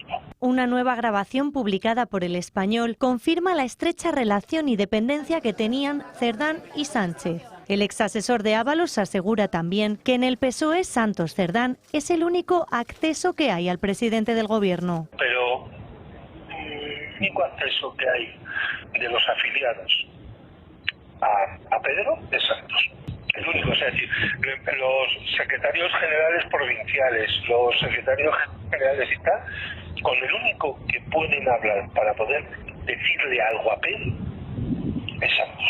En paralelo, en el apartado del informe de la UCO, donde se detalla la relación entre Koldo, Santos y Ábalos, los investigadores indican que con el paso del tiempo empezaron a tomar cada vez más medidas de seguridad para ocultar sus conversaciones. De no otorgar especial importancia a dichas medidas y hablar abiertamente sobre circunstancias relativas a la obra pública durante la etapa en Navarra, Koldo y Santos pasaron a tratar ciertos asuntos mediante la aplicación de mensajería instantánea Signal, la cual se caracteriza por la privacidad en las comunicaciones. Y es a través de esta aplicación por la que Santos le dice a Koldo en una de las grabaciones recogidas por la UCO que habla con Bildu. Y con Bildu hablo por Signal. Curiosamente, la fecha de esta conversación se produjo el día antes de que el Partido Socialista de Navarra y Bildu anunciaran su acuerdo para una moción de censura en el Ayuntamiento de Pamplona, con la que quitarle la alcaldía a UPN y dársela a EH Bildu. El primer informe de casi 500 páginas de la Unidad Central Operativa de la Guardia Civil, la UCO, parte de los más de 3.000 archivos que se incautaron en el domicilio de Koldo García. Los agentes pudieron recuperar archivos que Koldo destruyó y por la magnitud de la información recogida se espera que este sea el primero de más informes. Bueno, o sea que la fiesta está a medias. Para los británicos de The Times, the party's over, pero para los españoles de aquí esto está a mitad. O en el comienzo. Cuidado que yo creo que hay mucha fiesta por contar. Bueno, lo primero que yo quiero decir a este respecto es que Koldo es un artista. O sea, se ha dedicado a grabar todas las conversaciones que ha tenido con unos y con otros, claro, que eran los que le dejaban las migajas, porque Koldo al final se llevaba las migajas. El reparto se lo hacían Santos Cerdán y Ábalos. Por el momento lo que sabemos, Porque, y tal vez el partido. Por el momento, efectivamente, lo que sabemos. Lo que digo, un genio. Un artista de los buenos, porque grabar todas las conversaciones durante años, porque esto no es de ahora, esto desde 2016, este tío estaba en la matraca. Por otro lado, que actuaba bajo la dirección de Pedro Sánchez, hombre, ¿bajo la dirección de quién? Si no, que era el que mandaba. ¿Bajo la dirección de quién? Si no está Pedro Sánchez, que es el que manda... Pues ¿de quién es la corrupción? Es que es una cuestión, es que es sentido común, es que es sentido común. Yo lo que creo es que si aún hay gente en este país que piensa que Pedro Sánchez no está implicado en todo lo que estamos viendo a día de hoy, es un indigente mental. Permitidme. Y además has dicho de quién es la Fiscalía de Pedro Sánchez, que lo ha dicho él, y de quién es el ministro que está adjudicando contratos para llevarse unas comisiones, pues de Pedro Sánchez. Aunque Santos Cerdán haya estado metido de por medio y Koldo haya estado metido de por medio, pero al final, para que haya esos contratos, pues es un ministro de Sánchez. O sea, tú te sitúas con Pedro Sánchez y tu ministro. Y además, pues todas estas cosas, obviamente en un gobierno, pues se hablan, se conocen, y todo lo tiene que saber el presidente del gobierno. Y lo mismo con Santos Cerdán, partido. Es decir, que era el número 2 de Pedro Sánchez. O sea, es que todo es tan estrecho y alrededor de Pedro Sánchez que huele tan mal que obviamente Pedro Sánchez tenía que saber todas estas cosas, que obviamente Pedro Sánchez es el número 1, que obviamente Pedro Sánchez está en la cima de la mafia que está gobernando hoy en día España. Es que esto lo tiene claro todo el mundo y ahora lo están diciendo sus socios, pero no hacen absolutamente nada. Y claro, has dicho que Koldo es un artista por ir grabando todas las conversaciones, que la verdad es que tienes toda la razón, pero acuérdate del señor Lobato, que por llevar un mensaje de la corruptela de fiscal general del Estado, que le estaba intentando filtrar un correo de manera ilegal para dañar a una rival política, atacando a un personal de la calle que no tiene nada que ver con la política, le echaron a los 2 minutos de toda esta situación, le pusieron a parir, le quitaron la portavocía, que Lobato es uno más de todos estos. O sea, que lo único que hizo es pues darse cuenta de que aquí hay corruptelas. Pues esta es la situación de hoy en día, ir al notario. O sea, ni siquiera le grabó un mensajito, una nota de voz y tal. Lo que hizo Lobato fue guardar su espalda. Exactamente. Fue guardar su espalda. Guardar su espalda, pero porque ya le olía mal esta situación, sabía que esto es corrupto y que el gobierno hoy en día que nos gobierna es corrupto. Ya. Bueno, pero fíjense, a veces si uno se fija en las actitudes de los centros de poder del Estado, descubre que quien los maneja es un verdadero cara dura. Es el caso de Fernando Grande Marlaska. Le han pedido los de la UCO refuerzos. Refuerzos porque tienen que hacer el informe de las mascarillas de la pandemia, el de Ángel Víctor Torres, el del patrimonio de Cerdán, que es el último que les están encargando ya, espero, y el del rescate de Air Europa que pidió el juez Peinado. Y Marlaska les ha negado esos refuerzos para agilizar las investigaciones. Hasta donde yo tenía entendido, pues resulta que Marlaska estaba por el apoyo de Boquilla a la UCO y, en fin, a todas las fuerzas del Estado, por supuesto. Somos el gobierno de la transparencia. Mira, esto es lo que demuestra de qué calibres están hechos. Y vamos a colaborar con la justicia. Claro. Pues hombre, colaborar con la justicia sería dotar de medios a la UCO para que todo este entramado saliera cuanto antes, pero si en lugar de dotar de medios ponemos palos en las ruedas para que ellos tarden más y así de esa manera se van alargando en el poder y quizá, oye, cuando ya salga esto, pues ya la gente se ha olvidado. Mucho mejor. Como hubiese una investigación sobre alguien del Partido Popular de la UCO, hubiesen puesto no 1.000, 2.000 agentes más. Pero como la corruptela, en este caso, la que están investigando es del propio Pedro Sánchez, de sus ministros y de todo lo que está sucediendo en la mafia que no gobierna, pues ahí vamos a decir que en 2024 le dimos no sé cuántos agentes, que ahora ya no puede ser, que, o sea, esta es la situación que tenemos hoy en día en el gobierno de España. Y además hablamos de la UCO, hablamos de la policía, hablamos de la transparencia, pero es que tenemos un fiscal general del Estado imputado, que es el señor que tiene que velar para que se cumplan las leyes en este país y que haga las acusaciones para que se cumplan las leyes, y está imputado por infringir la ley. O sea, esta es la situación. Que no le pongan agentes a la UCO es que me parece una noticia que en todas las que hemos dicho, y de hecho por eso va tan abajo, o sea, en todo el programa, ¿no? O sea, aunque es muy grave, pero es que ya de la gravedad vamos poco a poco bajando, y es que todo es tan chusco, todo es tan mafioso, todo es tan duro, que la verdad es que no entiendo cómo este gobierno puede seguir un día más gobernando este país. Bueno, hoy ha ido a una radio, no es que no quiera decirlo, es que no me acuerdo, lo vais a ver enseguida, porque en las radios detrás están estos paneles. Bien, ha ido Alberto Núñez Feijóo para explicar, entre otras cosas, por qué le dice no el PP a la moción de censura. Es que hay mucha gente de buena fe que cree que esto de la moción de censura es conseguir que alguien se abstenga y que podamos sacarla adelante. No es así. La Constitución es clarísima. Se necesita mayoría absoluta, 176 votos sí. Y en este momento esos 176 el Partido Popular no los tiene. Bueno, el Partido Popular no los tiene, pero a lo mejor, yo qué sé, si se arriesga, descubrimos que hay 1 o 2 o 3 diputados en el PSOE que están hasta el gorro de la corrupción. No lo sé. Pero bueno, esa es una decisión que tiene que tomar cada partido político y su líder, en este caso Feijóo. Y yo no tengo, bueno, tengo una opinión contraria a eso, pero bueno, en cualquier caso, pues tengo que entender que el Partido Popular y su líder Feijóo pues piensan de otro modo y ya está. Y ellos son los dueños de esa parcela, por cierto mayoritaria, en el Congreso de los Diputados, punto final. Lo entiendo bien, pero yo no lo haría así. En tanto en cuanto se pueda intentar negociar antes de la moción y tener los apoyos antes de la moción, yo creo que se debería presentar una moción. Ahora bien, si no hay apoyos, si no se ha buscado apoyos o no se han encontrado apoyos, presentar una moción al aire, como ya hemos vivido 2 veces, no tiene sentido ninguno. Le das más fuerza al ganador. Sería el primer mandatario del mundo libre que ha ganado 3 mociones de censura. Durante el tiempo que se hable de la moción de censura y ocupen las portadas de los periódicos, no se va a hablar de la corrupción que ha generado esa moción de censura, no se va a hablar de Begoña ni del fiscal general del Estado. Por lo tanto, mucho cuidado con este tipo de cuestiones. Sí. Bueno, a lo mejor sí. Se va a hablar mucho menos porque que hay en el lo que abrirá los informativos será principalmente la moción de censura. Durante un tiempo, en mi opinión, será una cortina de humo para Sánchez. Mucho cuidado con las mociones de censura, que las puede cargar el diablo, sobre todo si no se tienen los apoyos. Ahora bien, acabamos de escuchar al señor Aitor Esteban decir que hay una raya por la que no se puede pasar.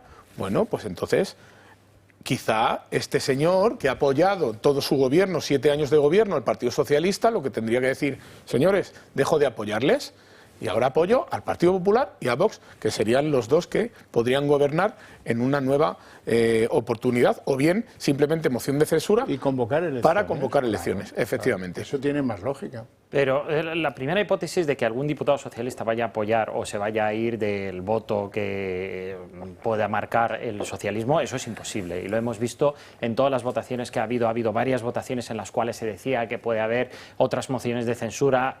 Todo el mundo está junto al líder, porque saben que si cae el líder, caen absolutamente todo. Y en la próxima legislatura seguramente no tengan escaño, porque están tan agarrados al escaño que dicen, prefiero tener 2 años más de mi escaño, cobrar ese dinero que has dicho, cobrar luego la indemnización que le van a pagar a Cerdán, que luego la recibirán ellos cuando acabe la legislatura, y por tanto, pues yo desde luego soy una persona del Partido Socialista, nunca jamás va a desviarse del voto que marque su líder, ¿no? Y por otro lado, los socios, lo del PNV, es que yo no me puedo fiar en ningún momento de PNV que dice que hay una línea y que cuando la cruce, pero ¿qué más tiene que hacer Pedro Sánchez para que alguien le retire el apoyo? ¿Pero qué más tiene que pasar a su alrededor? O sea, su mujer, su hermano, el fiscal general, sus números 2, todos los ministerios están implicados en casos de corrupción. O sea, ¿qué más tiene que pasar? Y lo recordamos al principio del programa, con Rajoy, que salía una frase en una sentencia que decía no sé qué, presentaron una moción de censura después de haberle aprobado los presupuestos de Rajoy. O sea, el que el PNV no va a apoyar al PP nunca, y lo estamos viendo porque nadie le va a dar tanto a PNV como le está dando y le ha dado Pedro Sánchez en todos estos años, y lo saben, igual que Junts, igual que Compromís, igual que toda esta gente, igual que Yolanda Díaz. O sea, todo el mundo sabe que no va a tener ese chollo que tiene ahora, un chollo, aunque sea marcado por la corrupción, y se van a quemar hasta el último momento. O sea, yo lo tengo clarísimo. Y una moción de censura lo único que haría, si se pierde, que se va a perder, es reforzar a Pedro Sánchez. Y ahora mismo no hay que desviar la atención de la corrupción de Pedro Sánchez. Lo que tiene que hacer Pedro Sánchez, después de todos estos casos de corrupción, es irse a su casa, convocar elecciones e irse a su casa por corrupto. Bueno, más cosas. Por cierto, ¿Sabéis que los auditores le han dicho a Pedro Sánchez que no tienen el menor interés en tomar un contrato con el PSOE para auditar sus cuentas? Quita, lo han dejado con él lo propuso, yo voy a hacer una auditoría. ¿Con quién? Una auditoría, ¿cómo compromete? Una auditoría del Cerdán y el otro, quita. Y ahora no encuentran, hombre, sino es que contratan a la consultora de Pepiño Blanco y Alonso, que van a medias, se llama Acento. Bueno, ese es la visualización del bipartidismo, la Acento de Pepiño Blanco y el exministro Alonso. Bueno, en fin, que hoy no vamos a dar con la solución, pero estamos cerca de encontrar la llave. No penséis que no hay que estar desazonado perennemente. Al final, los países encuentran la llave, y la llave está donde menos se imagina uno. Y a lo mejor, pues, yo qué sé, mañana tenemos la solución. Y no lo sabemos, ¿verdad? Bueno, ¿no creéis entonces ni en la moción de censura, ni en la de confianza, ni en nada? Creo en la moción de censura siempre que se intente, que se vaya la moción de censura con la garantía de que se va a ganar. Si no, creo que es un error. Pero bueno, tú viste cómo lo hizo Sánchez, ¿no? Yo lo que he visto es cómo han hablado todos los líderes hoy, que han criticado al gobierno, han dicho que tiene que dar más explicaciones y rápidas. La vicepresidenta Yolanda Díaz ha dicho que hay que regenerar la política. Corta con el gobierno. Es que lo que hay que regenerar es tu socio, es con quien estás gobernando. Entonces no me da ninguna esperanza de que alguien apoye una moción de censura para que salga adelante. Por lo tanto, creo que es un error. Fíjate, hay unos que no hablan, que son los de Podemos. Ya dijeron que no querían saber nada de blanquear a un partido corrupto y se han mantenido en sus 13. Pero yo te digo, Podemos no está hablando porque no está en el gobierno. Le quitaron el ministerio, le quitaron el ministro y ahora, pues claro, pueden criticar abiertamente y decir que el gobierno es corrupto, intentar arañar algún voto por parte de Yolanda Díaz o del PSOE para recuperarse, porque Podemos se quedó en una situación bastante lamentable, como el propio partido que lo es.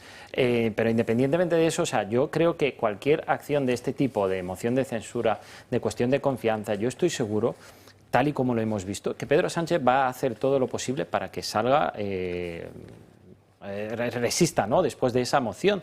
Le dará algo a sus socios, lo que sea, lo que le pidan. Es que lo ha hecho. O sea, bueno, ya lo hemos visto desde el inicio de la legislatura, ya lo hemos visto. Uno le pide, preséntate una moción de confianza. Vale, ¿y qué? Vale, y luego, ¿qué pasa después de esa moción de confianza? ¿Le van a retirar el apoyo cuando tengan que votarle? No. Ya se sentará Pedro Sánchez con quien sea. Hoy se ha sentado con un amnistiado, que no pasa absolutamente nada aquí, que vaya a la Moncloa uno que quiere romper España y que ha sido condenado por ello y luego el gobierno le amnistía. Aquí no pasa nada, yo me siento con quien haga falta, Puigdemont si le hace falta le trae y le sienta en la Moncloa. Es que, aunque presente cuestiones de confianza, Nicolás, es que no va a salir adelante. Le ha dicho esta frase: espero que estos problemas que está teniendo el gobierno no afecten a nuestros pactos. Es lo que le interesa. Problemas. Casos de corrupción. Turul, efectivamente, lo que le interesa a él es que no afecten a sus pactos. Oye, que eres un corrupto, me da igual, pero... Pactos que dice que están incumpliendo desde diciembre. Sí. Pero ahí sigue. Ahí sigue. Bueno, hasta que el día... Ahí sigue. Oye, ojalá. Eso es así hasta que un día te echan de casa. Bueno, ojalá. Nos vamos, no tenemos tiempo para más. Gracias por su interés y su atención. A la vuelta de publicidad, el día en 30 minutos.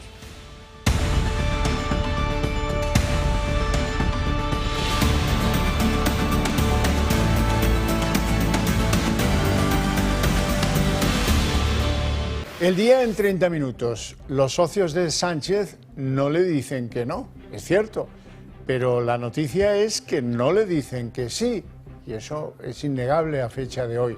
Todos toman cautelas, todos le dicen que hay que dejar pasar el tiempo, que no se terminan de fiar de que no aparezca otra grabación definitiva que le dé la estocada a Pedro Sánchez. Todos coinciden en decirle que tienen enormes desconfianzas hacia él y su gobierno. Todos le critican haber dado explicaciones insuficientes. Los socios coinciden incluso en que el cuento ese de que viene la derecha y la ultraderecha se ha quedado viejo. E incluso en Sumar, Yolanda Díaz se pone de perfil, mientras que otras formaciones de Sumar, Comuns o Compromís le ponen serias pegas para mantenerle su apoyo. Esa es la situación esta tarde. Y hasta el próximo 9 de julio, esa será la fecha hasta la que tendremos que esperar para que Pedro Sánchez dé explicaciones sobre todo este asunto en el Congreso de los Diputados. Hoy todos sus socios, con la única excepción de Bildu, le han pedido adelantar esta fecha a esta misma semana, a este miércoles o a este jueves. Francina Armengol, una vez más, ha retorcido el reglamento y ha impedido que esa comparecencia se celebre. Sánchez va a dar explicaciones casi un mes después de que se publicase ese informe demoledor de la UCO que tumbó a Santos Cerdán. La tensión en el gobierno crece por momentos. Los socios de Sánchez ya hablan de gobierno corrupto y amenazan con romper relaciones. Esquerra Republicana, PNV y Bildu se reunirán con el presidente, pero lo harán después de la sesión de control en el Congreso. Quien ya se ha reunido con Sánchez ha sido Míriam Nogueras, en representación de Junts, y Yolanda Díaz. Sin embargo, a pesar del encuentro llevado a cabo para rebajar tensiones, la vicepresidenta segunda del Gobierno sigue considerando insuficientes las explicaciones de Sánchez. Creo que ha sido insuficiente. Para Pisarello, tampoco son suficientes. No bastan las buenas palabras. Hay que actuar ya y con contundencia contra los corruptos. Desde el PNV también han endurecido su discurso y advierten a Sánchez de que no todo vale con tal de que no gobierne la derecha. Como no tiene que llegar la derecha o no puede haber unas elecciones porque igual llega la derecha, pues aquí vale todo o cabe todo. Bueno, yo creo que en algún sitio hay una raya. En la misma línea se ha manifestado Otegi. Pensar que se puede sostener, no ya una persona o una legislatura, sino que se puede sostener una estrategia a medio largo plazo en términos estratégicos desde la posición de los otros son peores, eso ya no va a funcionar. Desde Podemos incluso acusan a Sánchez de ser parte del problema. Que el Partido Socialista no solo no es parte de la solución, sino que es parte del problema. Y desde Compromís suben todavía más el tono. Y igual también lo que tiene que hacer el presidente del Gobierno es poner todas estas medidas encima de la mesa y plantear una cuestión de confianza para ver si realmente los partidos confiamos o no confiamos en lo que nos ha dicho. Y piden no restar importancia a las barbaridades que hacen ladrones y puteros. Pero también haremos todo lo que esté en nuestras manos para que nadie le reste importancia a las barbaridades que hacen ladrones y puteros. Y la tensión del PSOE con los socios se ha trasladado hoy a la Junta de Portavoces. El PP y todos los socios menos Bildu votaron esta mañana a favor de adelantar la comparecencia de Sánchez a mañana, pero Armengol se opuso. Ella asegura que se necesita unanimidad para alterar el orden del día del Pleno, pero esto que van a ver es lo que dice el reglamento. Según las normas del Congreso, el Pleno puede ser alterado a petición de 2 grupos parlamentarios o de una quinta parte de los miembros de la Cámara. Sánchez, por tanto, no va a dar explicaciones hasta el próximo 9 de julio, una fecha que es casi un mes después del cese de Cerdán. El portavoz del PP en el Congreso, Miguel Tellado, le acusa de ser un forajido. Bueno, Sánchez no consigue que sus socios de legislatura le den apoyo incondicional, como siempre, para seguir en la Moncloa. De hecho, la ronda de contactos refleja pues pocas ganas de pringarse con el partido de Cerdán, de Ábalos, de Koldo, etcétera. Los socios le dicen que la desconfianza en él y en su gobierno es un hecho. Le dicen que las explicaciones y decisiones tomadas por el PSOE no les parecen suficientes y casi todos le advierten de su miedo ante posibles grabaciones que acaben involucrando al propio presidente. En ese ambiente emponzoñado ya no aceptan eso de que soy yo o que gobierne la derecha y la extrema derecha. Ese argumento a Sánchez se le está empezando a volver en contra. Junts, vía Turull, le pide tiempo para ver qué es lo que sale y en función a eso ya decidir.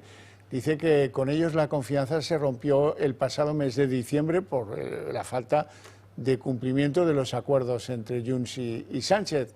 Esquerra, que no entienden cómo no se amplían las explicaciones en el Congreso y de inmediato. La distancia es bastante aguda con Bildu. Otegi dice que ya no vale lo del cuento de o Pedro o los peores.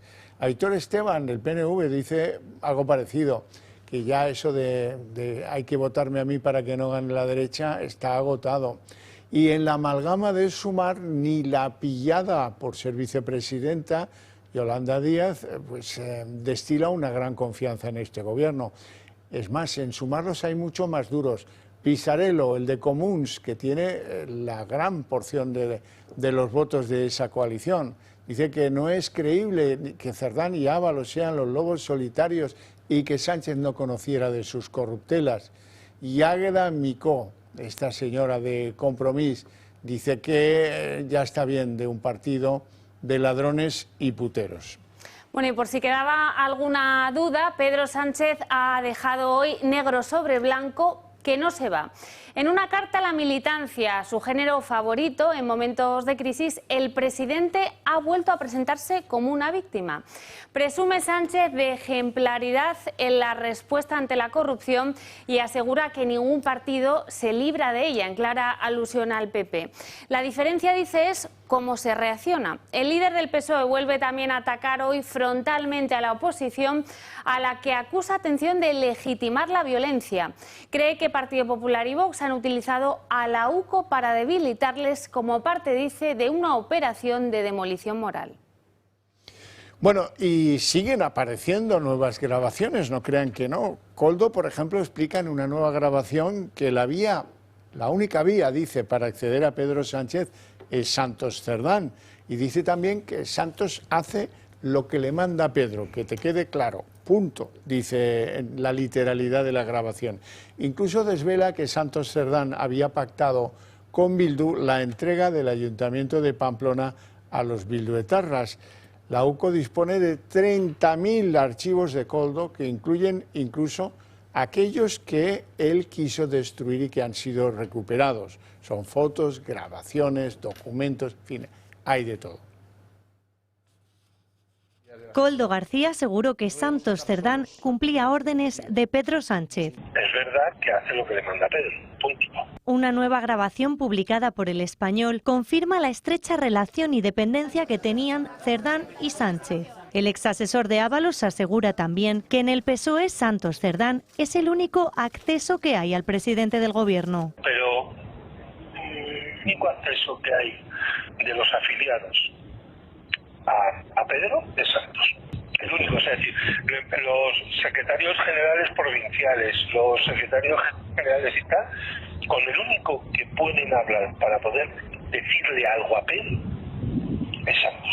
En paralelo, en el apartado del informe de la UCO, donde se detalla la relación entre Koldo, Santos y Ábalos, los investigadores indican que con el paso del tiempo empezaron a tomar cada vez más medidas de seguridad para ocultar sus conversaciones. De no otorgar especial importancia a dichas medidas y hablar abiertamente sobre circunstancias relativas a la obra pública durante la etapa en Navarra, Koldo y Santos pasaron a tratar ciertos asuntos mediante la aplicación de mensajería instantánea Signal, la cual se caracteriza por la privacidad en las comunicaciones. Y es a través de esta aplicación por la que Santos le dice a Koldo en una de las grabaciones recogidas por la UCO que habla con Bildu. Y con Bildu hablo por Signal. Curiosamente, la fecha de esta conversación se produjo el día antes de que el Partido Socialista de Navarra y Bildu anunciaran su acuerdo para una moción de censura en el Ayuntamiento de Pamplona, con la que quitarle la alcaldía a UPN y dársela a EH Bildu. El primer informe de casi 500 páginas de la Unidad Central Operativa de la Guardia Civil, la UCO, parte de los más de 30.000 archivos que se incautaron en el domicilio de Koldo García. Los agentes pudieron recuperar archivos que Koldo destruyó y por la magnitud de la información recogida se espera que este sea el primero de más informes.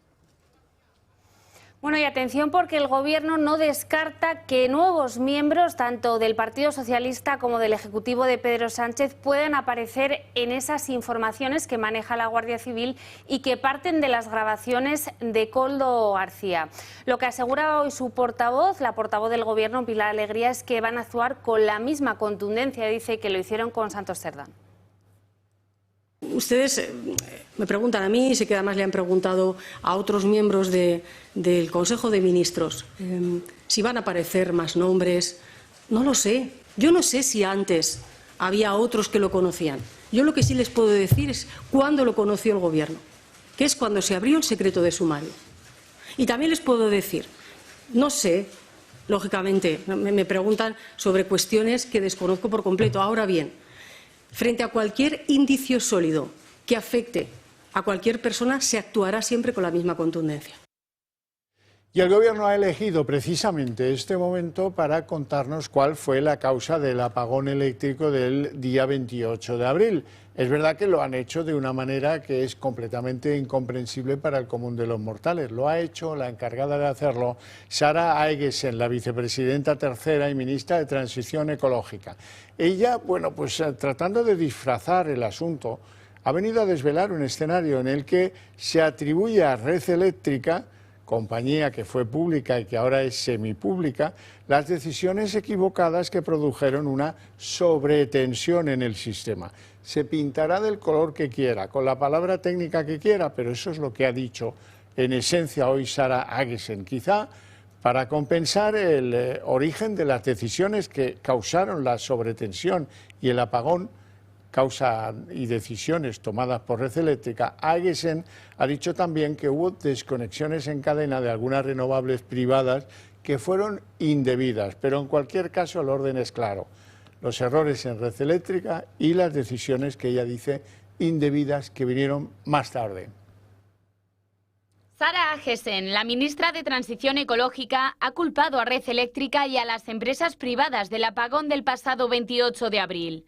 Aegesen ha comparecido en rueda de prensa tras el Consejo de Ministros y, una vez más, no ha puesto el foco en un sitio determinado, sino que ha repartido responsabilidades. La ministra descarta el ciberataque y dice que el origen del apagón fue multifactorial debido a un cúmulo de sobretensiones. El apagón del pasado 28 tuvo un origen multifactorial. La causa del cero fue un fenómeno de sobretensiones. Primero ha culpado a Red Eléctrica de las medidas que tomó aquel 28 de abril, como ampliar el mallado o reducir las exportaciones a Francia, algo que, según Aegesen, tuvo gran impacto en la subida de tensión. El sistema no disponía de suficiente capacidad de control de tensión dinámica.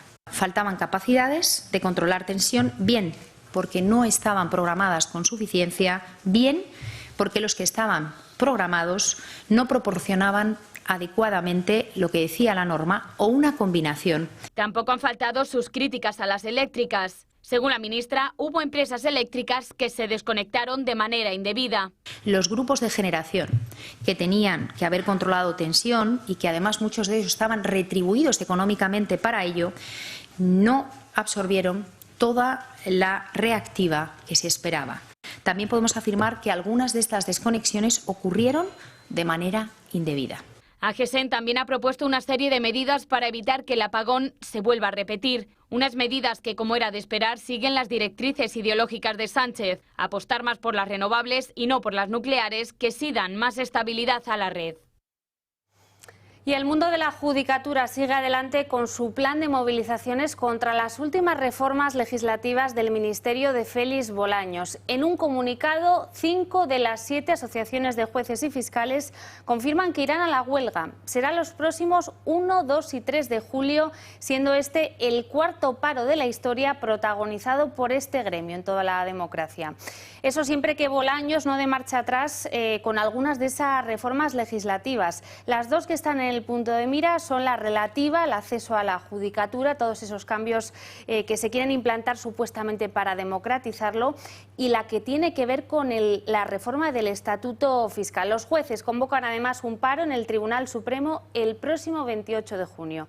Fuentes del Ministerio de Bolaños aseguran que por el momento no hay intención de ceder a las presiones. Bueno, pues hay que contar también en el panorama internacional que Trump se ha marchado antes de tiempo de la cumbre del G7 que se celebra en Canadá. Se ha saltado la última cena y los últimos encuentros con unos y con otros, y lo ha hecho de una manera tensa y urgente. Ha venido a decir que tenía obligaciones muy importantes, que tenía que dejarlos plantados y que se iba. El presidente de Estados Unidos reitera en su red social, Truth Social, la advertencia de Benjamín Netanyahu. Todo el mundo dice Netanyahu debería evacuar inmediatamente Teherán. él lo apoya. Y eso significa, si coincide en el tiempo con que Estados Unidos haya concentrado barcos y aviones tanto en el Índico como en Europa, pues probablemente la especulación lleva a pensar que es posible que haya un ataque apoyado por Washington sobre el territorio y el gobierno iraní después de que no se hayan interrumpido los misiles y los drones explosivos cruzados entre los iraníes y los israelíes. Tanto da. Tengo que irme. Es muy importante. Quiero dar las gracias a nuestro fantástico anfitrión. Has hecho un trabajo fantástico en Canadá, pero probablemente veáis lo que veo yo. Tengo que volver tan pronto como pueda. Cenaré con estos maravillosos líderes y volveré. Y además Donald Trump asegura conocer el paradero, el lugar donde se esconde el líder supremo iraní, Ali Khamenei. Asegura que su vida no corre peligro, que por el momento, dice literalmente, no le van a atacar, pero asegura que su paciencia, la de Estados Unidos, se está agotando. Donald Trump ha recomendado en las últimas horas la evacuación de Teherán y ha pedido a Irán que renuncie a las armas nucleares. Hoy ya es el quinto día de ataques cruzados entre Israel y entre Irán, y el ejército israelí afirma que ha matado al comandante militar iraní de mayor rango, Ali Samadi. Este hombre fue quien asumió el cargo tras la muerte de su predecesor en los ataques del último viernes. Y en Ucrania se han recrudecido los ataques rusos sobre suelo ucraniano, concretamente sobre la capital Kiev. Resulta que han sido los de Kiev impactados por cientos de drones con explosivos, docenas de misiles. Consecuencia de ello han muerto 15 personas y 124 han resultado heridas. Los bombardeos, los misilazos y los drones han impactado en edificios residenciales, en escuelas, en instituciones educativas y en infraestructuras críticas. Incluso un misil abrió una sección entera en un edificio de bastantes plantas, un edificio residencial de la capital, Kiev. Y de vuelta a España, una joven ha fallecido electrocutada por una catenaria en la estación de Albéniz, en Álava. Las investigaciones apuntan a que se habría subido al vagón de uno de los trenes y habría fallecido electrocutada al ser alcanzada por la tensión eléctrica. Le acompañaba otra joven que también ha resultado herida, pero no se teme por su vida. El caso inevitablemente recuerda al de Álvaro Prieto, lo recordarán, el joven futbolista cordobés que también perdió la vida electrocutado en octubre de 2023 en la estación de Santa Justa de Sevilla. Marina y la UME, de nuevo a resolver un tema difícil con gente que se siente desamparada en Aragón por las últimas graves tormentas que tuvieron lugar allí. Así es, más de un centenar de militares ya se han desplegado por los pueblos de la provincia de Zaragoza que resultaron arrasados por esa riada el pasado viernes. Una riada que dejó cuantiosos daños materiales, pero en este caso no hubo que lamentar personales. Todos los agentes trabajan en la comarca Campo de Beltiche, entre Letux y Azuara, que es una de las zonas más afectadas, hasta donde se han desplazado también voluntarios. El Gobierno de Aragón tardó 72 horas en elevar la alerta a nivel 2, en una gestión más que cuestionada que no deja de recordar a la de la Dana en Valencia. Bueno, ya hasta aquí el día en 30 minutos. Les deseamos una feliz noche a todos, especialmente a los que decidan compartirla con el Toro Televisión. Y les dejamos con Sandra Meco como cada noche. Hasta mañana.